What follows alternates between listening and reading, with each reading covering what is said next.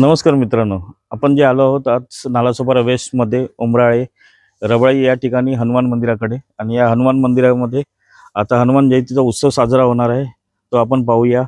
आणि तो पाहून झाल्यावर आपण त्या मंदिराबद्दल थोडी माहिती जाणून घेऊया आणि त्या मंदिराचे अध्यक्ष आणि सेवक यांची आपण मुलाखत घेणार आहोत, तर ती आपण पाहूया।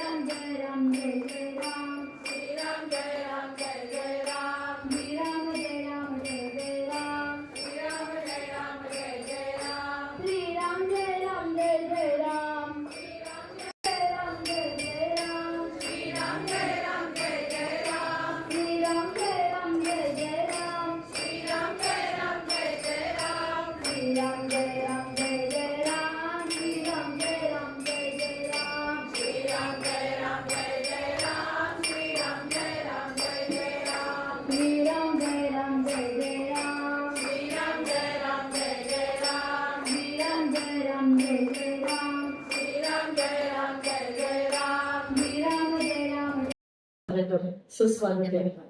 तुमच्याच गावामध्ये तुमचं स्वागत करतोय, तुमच्याच मंदिरामध्ये, तुमच्याच प्रांगणामध्ये येऊन.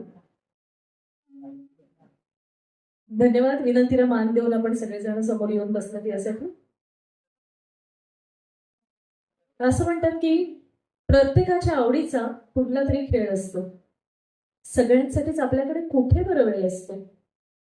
कपड्यांच्या आवडीप्रमाणे, कपड्यांच्या फॅशन प्रमाणे आवडी बदलत जातात. अहो, पाणी तर बदलतच, आवडी सुद्धा बदलत जातात. गाणी घेऊन आज आलोय, गाणी भरून घेऊन आलोय आज आमची कावड. खात्री आहे नक्की जुळेल तुमची आमची आवड. तर आजच्या या स्वरबहार कार्यक्रमामध्ये आपल्या सगळ्यांचं मनपूर्वक स्वागत करते. त्या गणरायाला, दत्त महाराजांना आणि आपल्या सगळ्यांवर ज्याची कृपा दृष्टी आहे अशा हनुमंतरायांचं स्मरण करूया आपल्या संस्कृतीप्रमाणे, आणि तीच करण्यासाठी वंदन करूया. प्रभू उभी राहत्या.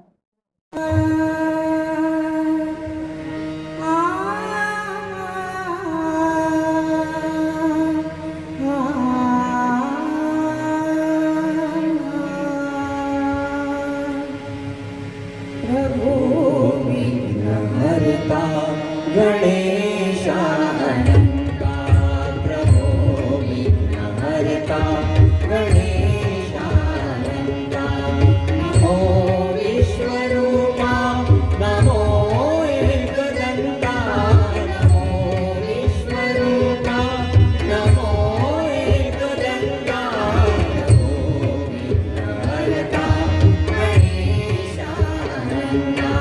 प्रभो विघ्नहर्ता गणेशा अनंता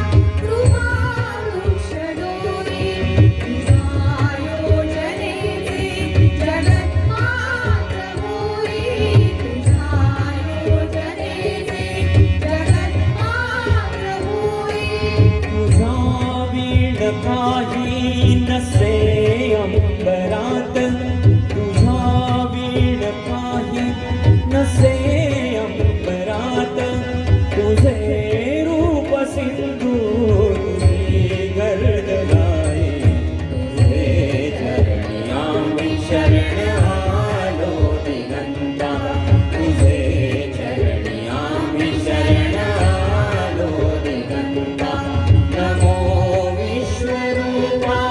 नमो एकदंता नमो विश्वरूपा नमो एकदंता प्रभो विघ्नहर्ता गणेशा अनंता प्रभो विघ्नहर्ता गणेशा अनंता.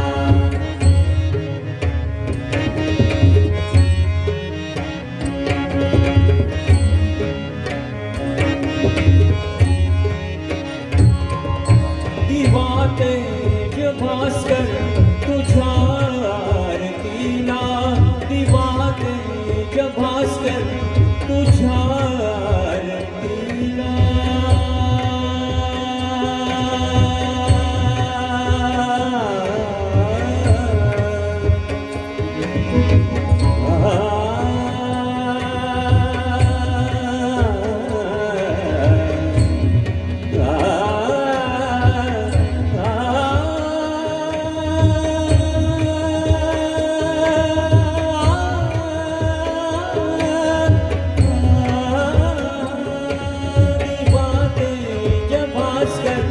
तुझ्या आरतीला दिवा तेज भास्कर तुझ्या आरतीला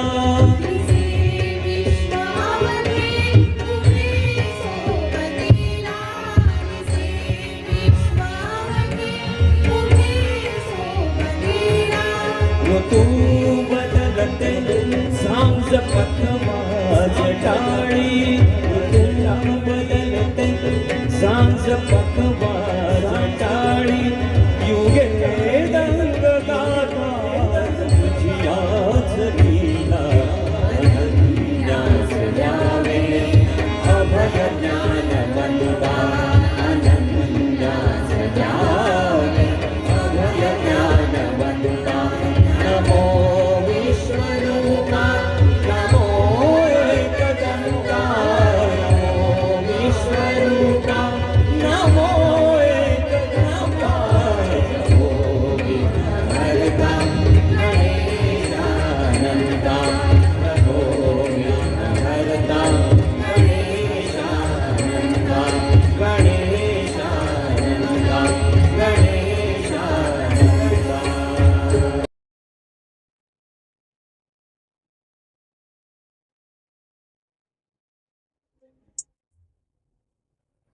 नमस्कार दादा. नमस्कार.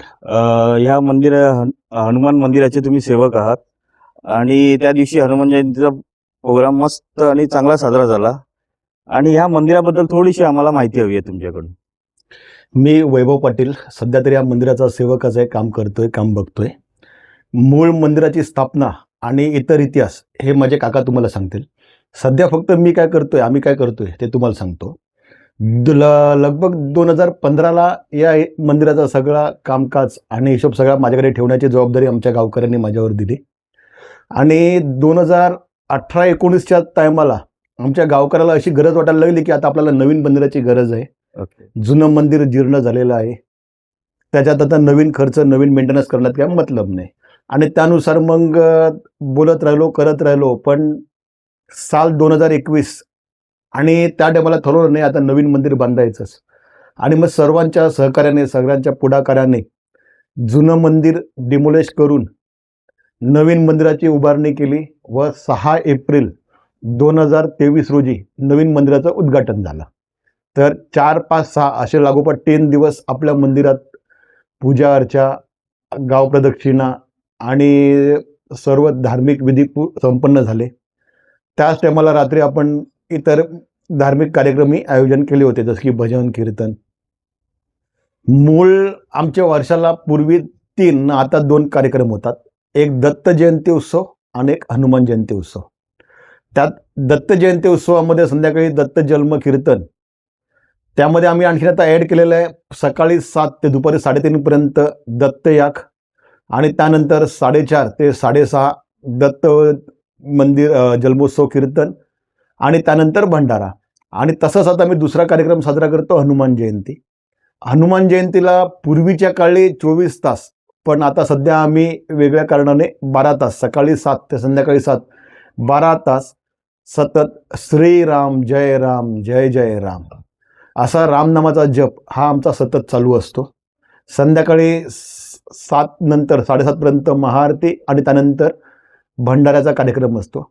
यावर्षी त्यामध्ये आम्ही आणखीन ॲड केलेला भरत मात्रे निर्मित एक मराठी गाण्याचा कार्यक्रम, भक्तिगीतं भावगीतं आणि या सर्व कार्यक्रमाला आम्हाला त्यामध्ये सर्वांचा उत्स्फूर्त असा प्रतिसाद मिळालेला आहे.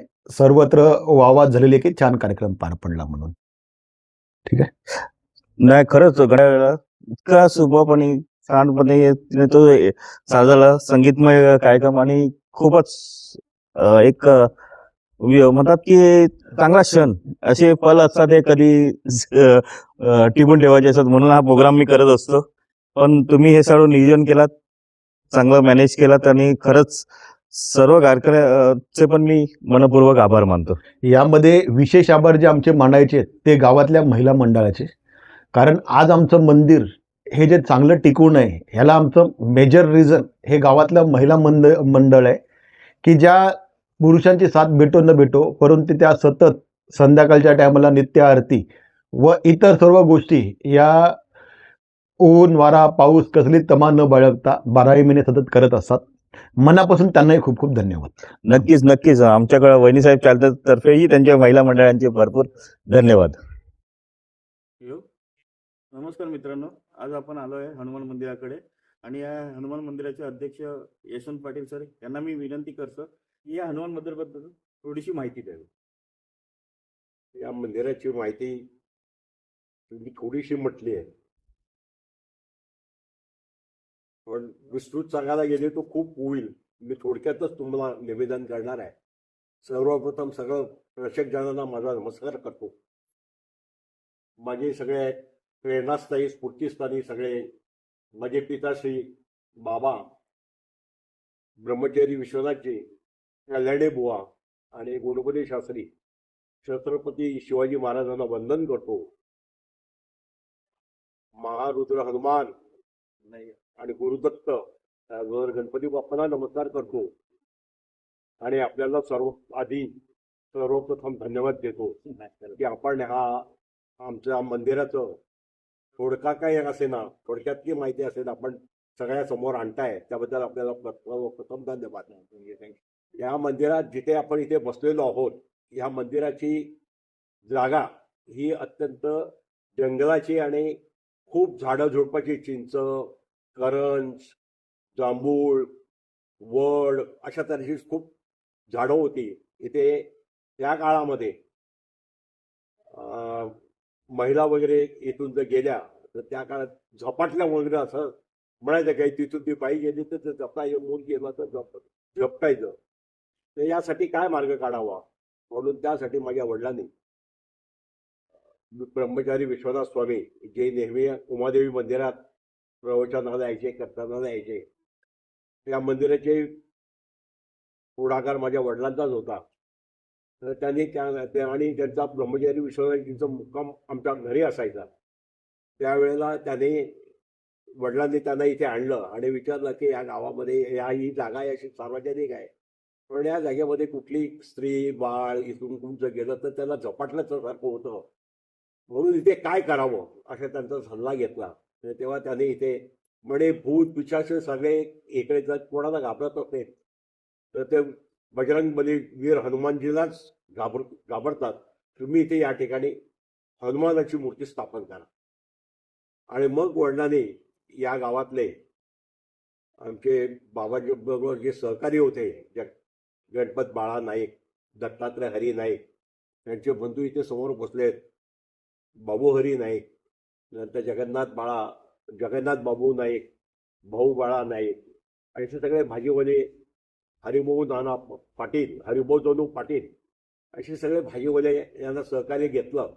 आणि इकडे सर्वप्रथम विकतची झाडं सगळी कापली आणि त्या झाडाचं उत्पन्न मंदिर बांधायचं म्हणजे काहीतरी पैशाचं त्यावेळेला पैसा असा उपलब्ध नव्हता आजच्या काळासारखा.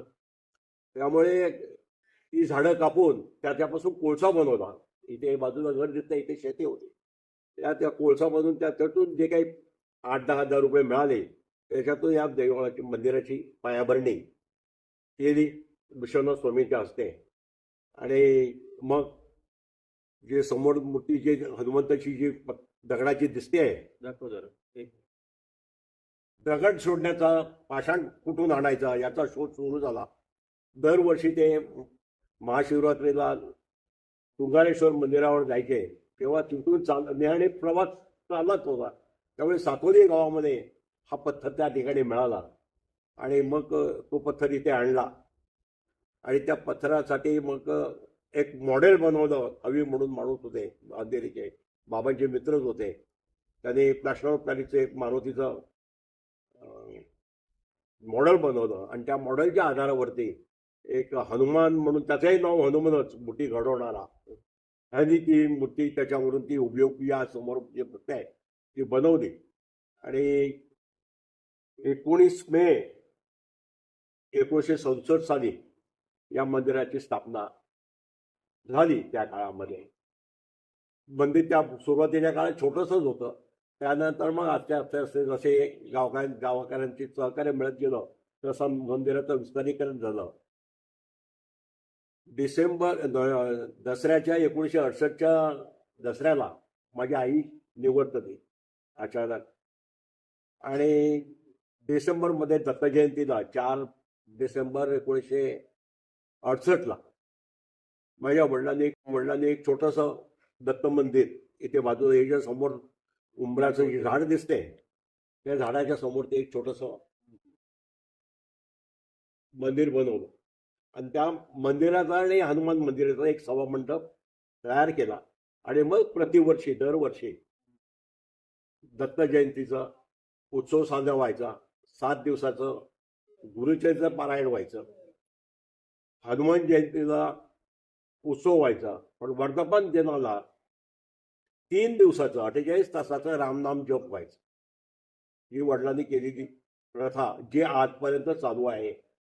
फक्त ती 48 तासावरून आता फक्त 12 तासावर आलेली आहे. अशा तऱ्हेचं हे मंदिर या ठिकाणी उभं केलं. सुरुवातीच्या काळामध्ये 1967 साली जेव्हा मंदिराची स्थापना झाली तेव्हा जगमाता नाट्य मंडळाच्या वतीनं कृष्णार्जुन युद्ध ऐतिहासिक नाटक केलं. त्यानंतर आमचं एक छोटंसं हनुमान मंडळ नाट्य मंडळ आम्ही स्थापन केलं होतं. आम्ही एक छोटासा नाटक ऐतिहासिक केला त्या काळामध्ये. अमर संगीत कला मंडळ, मानापमान, संशय कल्लोळ अशा तऱ्हेची नाटकं की त्या नाटकाच्या तिकीट विक्रीतून एक तर ग्रामीण भागातल्या लोकांना करमणुकीचं साधन आणि जी काही तुटपुंजी 1,000-2,000 रुपये मिळतील त्याच्यातून मंदिराला मदत या उद्देशाने इथे नाटकाचे कार्यक्रम केले जात होते. अशा तऱ्हेचा कार्यक्रम करत करत 2015 पर्यंत या मंदिराची व्यवस्था आम्ही बघत आलो. 95-96 पर्यंत वडिलांनी बघितली. त्यानंतर 15-20 वर्ष मी बघितले आणि मग त्यानंतर आमचे पुतणे वैभव पाटील याला ही सगळी व्यवस्था बघण्यासाठी दिली. नवीन तरुण मंडळी सगळी एकत्र आली आणि त्यांनी या मंदिराचं जीर्णोद्धार करायचा ठरवलं. कारण ते मंदिर खूप मला फोटोमध्ये दिसेल सुद्धा की पडझड झाले होते. त्या पडझडीतून मंदिर नवीन करण्याचं एक कल्पना आली आणि त्यानंतर सगळ्या तरुणांनी एकत्र येऊन एक वर्ष 2020ला डिसेंबरला या मंदिराचं जीर्णोद्धाराला सुरुवात केली. पण दुर्दैवानं कोरोना काळ आला आणि मंदिराचं काम बंद पडलं. ते काम 2022ला परत सुरू झालं आणि 2023ला या मंदिराचा जी समोर आता तुम्हाला मंदिर जे दिसते आहे भव्य रूपात हे मंदिराची रचना आहे.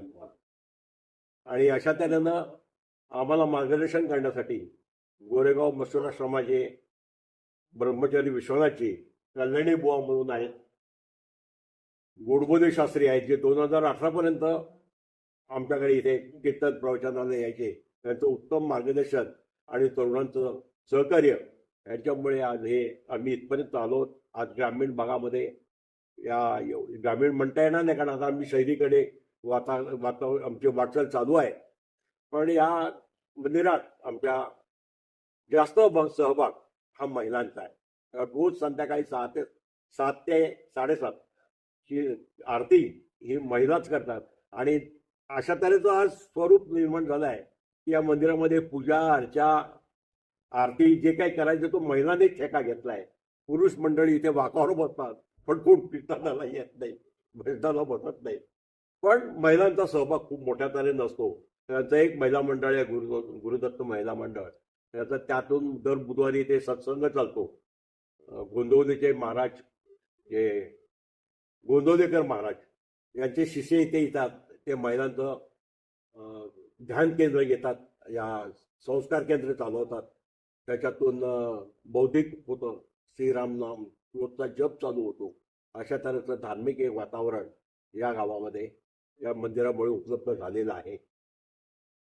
एवढी याच्यापेक्षा कारण का आपण तुम्ही सांगितले थोडक्यात माहिती द्या म्हणून मी आपल्या समोर ही थोडक्यात माहिती देतो, प्रस्तुत केलेली आहे. थोडक्यात आणि खूप मौल्यवान आहे. कारण काही गोष्टी समजा मी खरं सांगतो की ही पिढ्यानपिढ्या राहावी आणि ही माहिती राहावी लोकांकडे. नवीन पिढीला पण ती माहिती हवी म्हणून आम्ही हा एक मुलाखतीचा वेळ घेतला तुमचा आणि तुम्ही खूप छान आम्हाला मार्गदर्शन केलेलं आहे आणि ह्या मंदिरामध्ये खूप मोलाची माहिती अशी दिली आहे.